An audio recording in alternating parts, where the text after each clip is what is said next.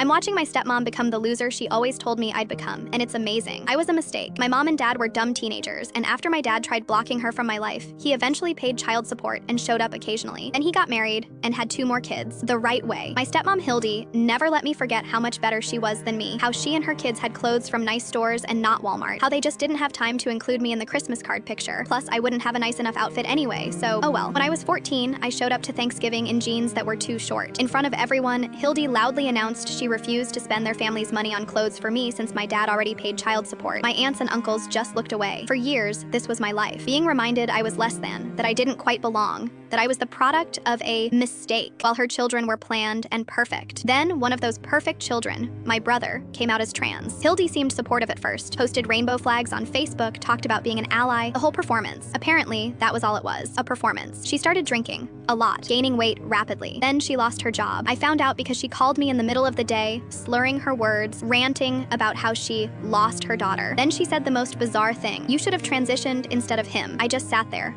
phone pressed to my ear, trying to process what I was hearing. Deal with your wife, I told my dad when I called him. She's spiraling and I don't want her ruining my brother's lives. He tried making excuses about wanting her to get therapy, but honestly, I didn't care about her problems. I cared about my brothers, the ones who never treated me like garbage just because of how I was born. My dad admitted she'd picked one of them up from school smelling like wine. The woman who spent 2 decades making me feel worthless for being poor, for having a single mom, for not being planned, was now falling apart because her own child didn't fit into her perfect narrative. Then came my bridal shower. Hildy showed up wearing a white dress that she couldn't even zip up the whole way. The back gaped open, exposing her bra and rolls of skin she was desperately trying to contain. When people mentioned it, because of course they did, I just shook my head and ignored it. The same way she used to shake her head when people would point out my too short jeans, right before announcing in front of everyone that she refused to waste money on me. One of my bridesmaids whispered, "Are you okay? That's so inappropriate." I smiled and said nothing, just watched her stand there in that ill-fitting white dress, drunk at 2 p.m., while everyone pretended not to notice. The same woman who made a literal child feel like trash because she hated. My mom was now the one people were whispering about, the one making scenes, the one falling apart. My dad pulled me aside before cake. "Can you talk to Hildy? She really looks up to you." I almost laughed. "She looks up to me? The Walmart kid who wasn't good enough for the family Christmas card?" He looked uncomfortable. "She's going through a hard time." "Yeah, well, so was I, for about 15 years. I don't feel guilty for enjoying this. I feel bad for my brothers. They're the only real victims here. One is navigating his transition while his mother drinks herself into oblivion,